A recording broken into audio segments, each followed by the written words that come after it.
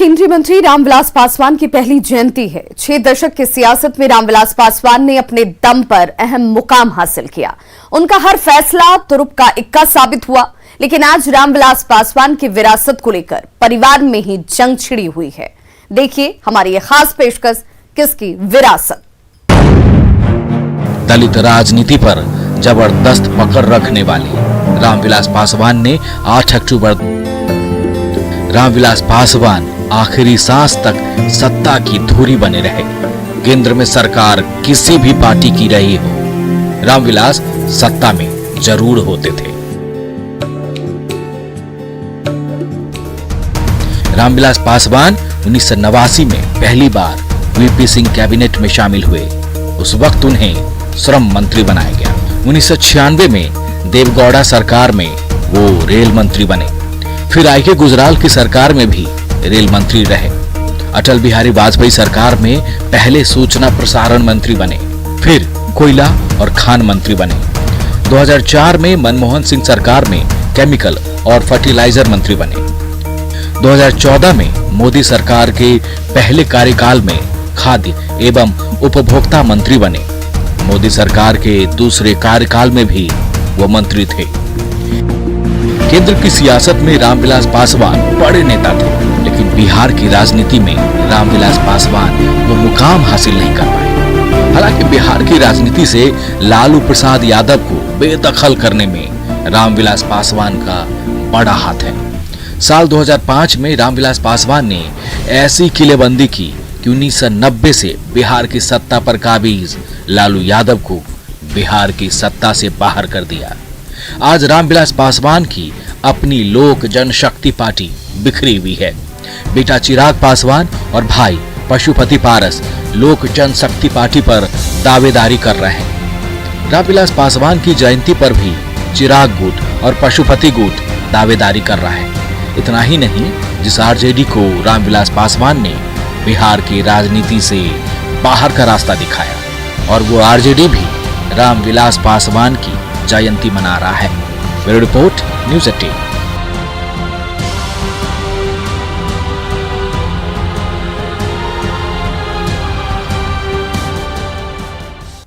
DSP की नौकरी छोड़कर रामविलास पासवान राजनीति में आए तो चिराग पासवान एमिटी यूनिवर्सिटी से बीटेक छोड़ सिनेमा की दुनिया में चले गए। पहली फिल्म फ्लॉप रही, जिसके बाद चिराग अपने पिता की विरासत संभालने में जुट गए। सब कुछ अच्छा चल रहा था, लेकिन रामविलास पासवान के निधन के बाद परिवार में कलह है। चाचा और भतीजे में फूट पड़ चुकी है। सवाल है कि किसकी उनकी जगह तो खैर जिंदगी में कभी कोई नहीं ले सकता। पापा से मेरे पिता ही नहीं, मुझे लगता है मेरे सबसे अच्छे दोस्त, मेरे सबसे अच्छे गुरु, मेरे सबसे अच्छे साथी, सहयोगी, हर भूमिका में पापा मेरे आसपास रहे। पहली बार है आज जब उनकी जयंती है और मतलब उनके जन्म दिवस पर पापा नहीं है। इससे पहले हर साल हम लोग धूमधाम से मनाते थे। देश भर से कार्यकर्ताओं का यहाँ पर आना जाना लगता था। पापा को फ़ोन आना, अलग अलग ज़िले में, अलग अलग ब्लॉक्स में उनके लिए कार्यक्रम बनते थे, केक काटा जाता था। खुशी भरा ये दिन होता था, पर दुख है इस बात का कि इस बार पापा नहीं है। एक पिता के तौर पर, खैर बेटा बोलता है अक्सर कि मेरे पापा से बेहतर कोई नहीं है, बट यकीनन जिस तरीके से पापा ने मुझे एक पिता के तौर पर जो संस्कार मुझे दिए, जो शिक्षा मुझे दी, मुझे लगता है कि आज मैं जो कुछ भी हूँ यकीनन सिर्फ और सिर्फ उन्हीं की वजह से हूँ।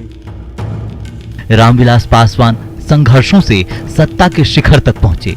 जब वो अस्पताल में जिंदगी से आखिरी लड़ाई लड़ रहे थे, उस वक्त बिहार चुनाव की सरगर्मी चरम पर थी। उन्होंने अपने बेटे को सफलता का मूल मंत्र संघर्ष का रास्ता बताया। मुझे याद आती हैं पापा जब आईसीयू में भी थे, तब भी मुझे याद है, क्योंकि वो दौर ऐसा था जब बिहार में विधानसभा के चुनाव की चर्चा हो रही थी, अकेले लड़ना है, कैसे लड़ना है। उस वक्त भी कई बातें पापा ने मुझे हॉस्पिटल में रहने के बावजूद मुझे ऐसी कही जो आज भी मेरे साथ बनी हुई हैं, जो आज भी मुझे हिम्मत देती हैं, प्रेरणा देती हैं, और मैं ये संघर्ष कर पा रहा हूँ। पापा अक्सर मुझे बोलते थे कि संघर्ष करने से कभी डरना नहीं, अगर तुम सही की राह पर हो, अगर तुम सही हो तो भले तुम अकेले क्यों ना निकलो, धीरे धीरे लोग तुम्हारे साथ जुड़ते रहेंगे, उससे कभी घबराना नहीं। संघर्ष करने से कभी परहेज मत करना। बिहार में दलित राजनीति को आगे ले जाना, लोक जनशक्ति पार्टी को मजबूत करना, संगठन से लेकर परिवार को एकजुट रखना रामविलास पासवान को बखूबी आता था। अभी उनको गुजरे हुए 9 महीने भी नहीं हुए हैं, लेकिन उनकी बनाई हुई लोक जनशक्ति पार्टी बिखर गई है। परिवार में कलह की स्थिति है। पापा में एक ऐसी शक्ति थी कि वो परिवार को, पार्टी को एक साथ लेकर चल पाए। उन्हीं से मैंने सीखा कि कैसे परिवार, पार्टी दोनों को एकजुट रखना है। मैंने भी इसीलिए अंतिम तक मैंने प्रयास किया। बहरहाल पापा के जाने के बाद ये जिम्मेदारी मेरे चाचा पर थी कि जिस तरीके से पापा पूरे परिवार को एक साथ लेकर चले, मेरे चाचा भी परिवार को वैसे ही एक साथ लेकर चलते। मुझे नहीं पता क्या कारण रहे, पर कोई भी कारण इतना बड़ा नहीं हो सकता कि पापा को गए अभी साल भी नहीं हुआ, 9 महीने भी बल्कि पूरे नहीं हुए, और इस तरीके से उस परिवार को आप अकेला छोड़ दें जिसको आज सबसे ज्यादा इन लोगों की जरूरत थी। चिराग पासवान का दावा है कि उन्होंने परिवार और पार्टी को एकजुट रखने की कोशिश की, फिर चाचा पशुपति कुमार पारस ने क्यों पार्टी तोड़ी, ये समझ से परे है। रामविलास पासवान के भाई पशुपति कुमार पारस और बेटे चिराग पासवान दोनों रामविलास पासवान के नाम पर हक जता रहे हैं, क्योंकि रामविलास पासवान का मतलब है बिहार की राजनीति में पिछड़ों, दलितों का एक बड़ा वोट बैंक। तो क्या माना जाए रामविलास पासवान की जयंती के बहाने वोट बैंक पर सबकी नजर है? दिल्ली से अमितेश सिंह की रिपोर्ट, न्यूज़ 18।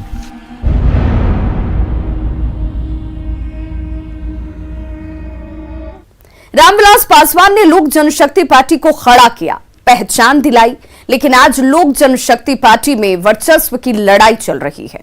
पशुपति पारस और चिराग पासवान के गुट आमने सामने हैं और रामविलास पासवान को लेकर भी सवाल है। किसके हैं रामविलास पासवान? सवाल छोटा है लेकिन लगा है। रामविलास पासवान के भाई पशुपति कुमार पारस चिराग पासवान को पहला हकदार बता रहे हैं।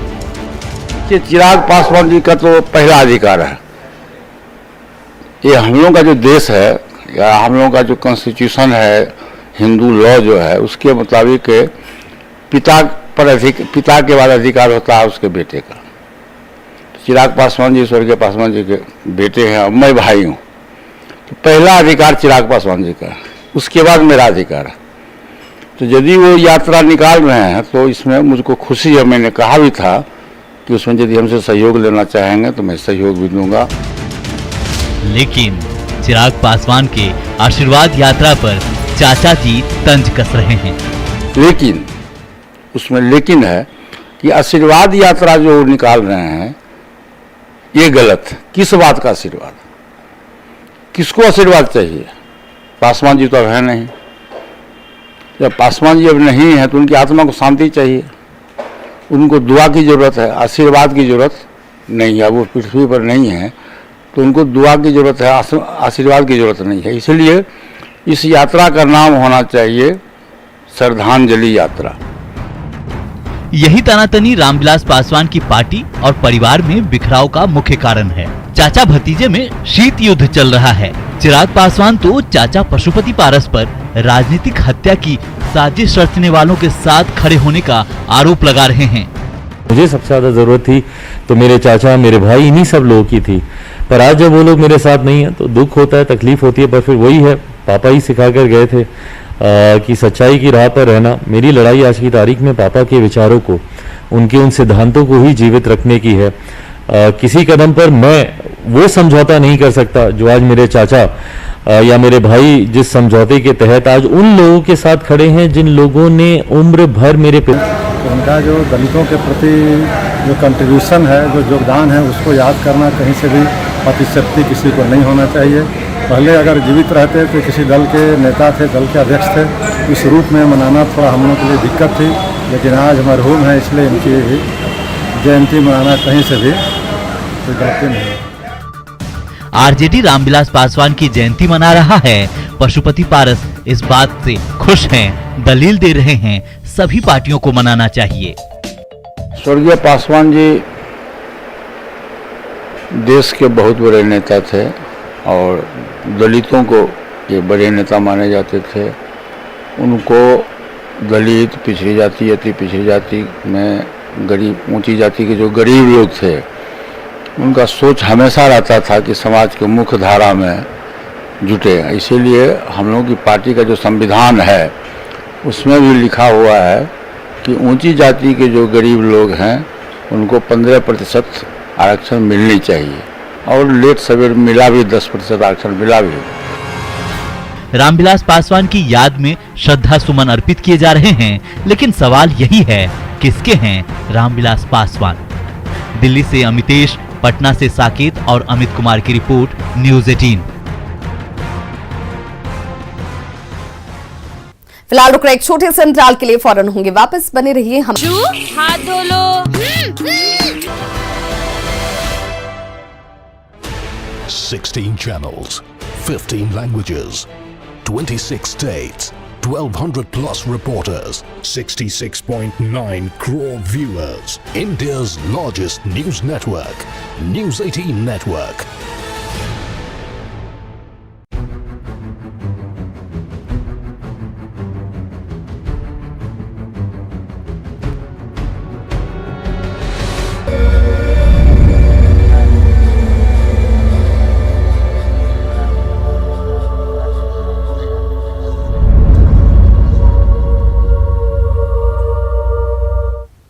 पचास साल की मेहनत के बाद रामविलास पासवान ने एक खास वोट बैंक तैयार किया।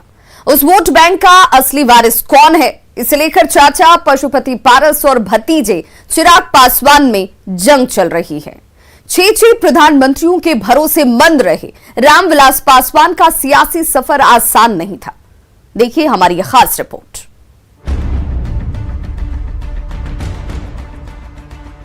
चुनावी राजनीति में रामविलास पासवान ने 50 साल तक वक्त गुजारा। पॉलिटिकल करियर के मामले में वो लालू प्रसाद यादव और नीतीश कुमार के सीनियर थे। रामविलास पासवान की पूरी राजनीति दलितों के आसपास घूमती रही। साल 1969 में रामविलास पासवान पहली बार विधायक चुने गए। ठीक उसी वक्त रामविलास पासवान ने सिविल सर्विसेज की परीक्षा क्लियर की थी और डीएसपी पद के लिए चयनित हुए थे। रामविलास पासवान असमंजस में थे कि क्या करें। तभी उनके एक दोस्त ने पूछा, तुम्हें सरकार बनना है या सरकारी नौकर? फिर क्या था, रामविलास पासवान ने डीएसपी की नौकरी छोड़ दी और राजनीति को अपना कर्म क्षेत्र बना लिया। जब 69 में वो पहली बार एमएलए बने अलोली से, जहाँ हम लोग का घर है, तो उस समय सोशलिस्ट पार्टी का नारा था। सोशलिस्ट पार्टी से विधायक हुए थे, संयुक्त सोशलिस्ट पार्टी। उसमें 2 पार्टी थी, संयुक्त सोशलिस्ट पार्टी और प्रजा सोशलिस्ट पार्टी। तो संयुक्त सोशलिस्ट पार्टी से वो, उसमें स्वर्गीय रामानंद तिवारी जी, कर्पूरी ठाकुर जी, ये लोग संयुक्त सोशलिस्ट पार्टी के बड़े नेता हुआ करते थे।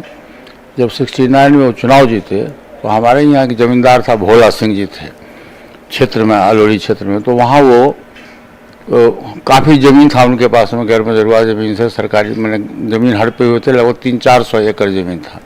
उसमें ये लोग भूमि हड़पो आंदोलन किए। वहाँ आंदोलन करके 70-75 बीघा, उस जगह का नाम है पचैला चौर। तो वहाँ आंदोलन किए। तो ज़मींदार का जो गुंडा था, लठैत था, उन लोगों ने इन लोगों को काफ़ी पिटाई किया। उसमें काफ़ी लोग 50-60 आदमी ये लोग घायल हुए और उल्टे इन लोगों पर प्रशासन ने केस किया। उसमें कांग्रेस की चलती थी, केस किया तो ये लोग भागलपुर जेल इन लोगों को भेज दिया। तो ये लोग बेल नहीं लिए, क्योंकि जब तक सरकार, बिहार सरकार हम लोग को फिर छोड़ेगा नहीं तब तक हम लोग बेल नहीं लेंगे। तो लगभग ये लोग एमएलए थे, उसमें तो 14 महीना जेल में रहे, भागलपुर जेल में रहे, और फिर तो 14 महीना के बाद वो रिहा हुए। तो ये उनकी कहानी बचपन से ही कहानी थी। रामविलास पासवान तेज तर्रार नेता थे। जेपी मूवमेंट के वक्त वो जयप्रकाश नारायण के करीब आए। पार्टी ने उन्हें 1977 में गया से उम्मीदवार बनाया, लेकिन वो हाजीपुर से चुनाव लड़ना चाहते थे। जब जयप्रकाश नारायण को खबर लगी तो उन्होंने खुद रामविलास पासवान को हाजीपुर से उम्मीदवार बनाया। चुनाव की बारी आई 2077 में, तो इनको टिकट दिया गया था गया से, पार्लियामेंट्री बोर्ड ने फैसला किया था कि पासवान जी गया से लोकसभा चुनाव लड़ेंगे और पासवान जी चाहते थे हाजीपुर से चुनाव लड़ना। तो हाजीपुर से टिकट मिला था रामसुंदर दास जी को। तो जब इनको मालूम हुआ, जयप्रकाश नारायण जी को मालूम हुआ कि रामविलास को टिकट हाजीपुर से नहीं मिला, तो वो कागज़ मांगे, इतना को पुर्जी उसमें लिख दिए, पुर्जी में अभी भी कहीं होगा, पुर्जी में लिख दिए कि हाजीपुर संसदीय क्षेत्र से रामविलास पासवान मेरा उम्मीदवार है जयप्रकाश नारायण। रामविलास पासवान जेपी की उम्मीदों पर खरे उतरे और रिकॉर्ड वोट से जीत दर्ज की, जिसके बाद रामविलास पासवान 6 प्रधानमंत्रियों के भरोसेमंद मंत्री रहे। 1989 में पहली बार वीपी सिंह कैबिनेट में शामिल किए गए, उन्हें श्रम मंत्री बनाया गया। 1996 से 97 में देवगौड़ा सरकार में वे रेल मंत्री रहे। 1997 से 98 में गुजराल सरकार में भी रामविलास पासवान रेल मंत्री रहे। 1999 से 2001 तक अटल बिहारी वाजपेयी सरकार में रामविलास पासवान सूचना प्रसारण मंत्री रहे। 2001 से 2002 तक अटल बिहारी वाजपेयी सरकार में कोयला और खान मंत्री रहे। 2004 से 2009 तक मनमोहन सरकार में केमिकल फर्टिलाइजर मंत्री रहे। 2014 से 2019 तक मोदी सरकार के फर्स्ट टर्म में खाद्य उपभोक्ता मंत्री रहे। मोदी सरकार के सेकेंड टर्म में भी रामविलास पासवान खाद्य उपभोक्ता मंत्री थे। अलग अलग दल, अलग अलग विचार, अलग अलग प्रधानमंत्री, लेकिन सबके भरोसेमंद थे रामविलास पासवान। देवेगौड़ा जी हों या आई.के. गुजराल साहब हों या अटल बिहारी वाजपेयी जी हों या मनमोहन जी हों या आज के प्रधानमंत्री नरेंद्र मोदी जी हों, एक के बाद एक प्रधानमंत्री के साथ उन्होंने एक से एक मंत्रालय को न सिर्फ संभाला बल्कि बड़े बड़े फैसले लिए, और जिसकी वजह से लोगों ने उनको पहचानना शुरू किया, उनको अपनाना शुरू किया। केंद्र की सियासत में रामविलास पासवान की गहरी पकड़ थी, लेकिन बिहार की राजनीति में रामविलास पासवान को एक बार फिर किंग मेकर बनने का मौका मिला था। वो चाहते तो शायद मुख्यमंत्री बन सकते थे। साल था 2005। जब एक साल में बिहार में 2 विधानसभा चुनाव हुए। रामविलास पासवान की पार्टी 178 सीटों पर चुनाव लड़ी। त्रिशंकु विधानसभा में पासवान को 29 सीटें आई। मुख्यमंत्री बनने का चांस था। वो मुस्लिम मुख्यमंत्री की जिद पर अड़ गए। 2005 के फरवरी चुनाव के परिणाम के बाद का आप जिक्र कर रहे हैं, जिस वक्त पापा के पास ये अवसर था कि वो बिहार प्रदेश के मुख्यमंत्री बन सकते थे, पर उस वक्त भी उन्होंने अपने सिद्धांतों के साथ समझौता नहीं किया। मुझे लगता है कि पापा अगर उस वक्त चाहते तो 2005 में वो बिहार प्रदेश के मुख्यमंत्री बन सकते थे। रेड कारपेट था, आराम से बस अपनी नीतियों से उनको समझौता करना होता। जिनके खिलाफ उन्होंने चुनाव लड़ा, उन्हीं के साथ मिलकर उनको सरकार बनानी होती, पर उस वक्त भी संघर्ष का रास्ता पापा ने चुना। 2005 के बाद रामविलास पासवान की पार्टी बिहार में विधानसभा चुनाव में कभी भी अच्छा प्रदर्शन नहीं कर सकी। आज रामविलास पासवान की विरासत को लेकर लड़ाई छिड़ी हुई है। दिल्ली से अमितेश और पटना से साकेत की रिपोर्ट, न्यूज़ 18। खगड़िया के शहर बन्नी में रामविलास पासवान का बचपन गुजरा। यहीं से स्कूल और कॉलेज की पढ़ाई हुई, शादी हुई और राजनीतिक जीवन की शुरुआत हुई। आज भी रामविलास पासवान की पहली पत्नी इसी गांव में रहती हैं। ये स्कूल, ये कॉलेज, ये घर आंगन, यहाँ से रामविलास पासवान की यादें जुड़ी है। रामविलास पासवान का जन्म खगड़िया के अलौली प्रखंड के शहर बन्नी गांव में हुआ था। उन्होंने अपनी प्रारंभिक शिक्षा अलौली मघौना स्कूल से की, जिसके बाद खगड़िया के JNKT हाई स्कूल से मैट्रिक पास किए। कोशी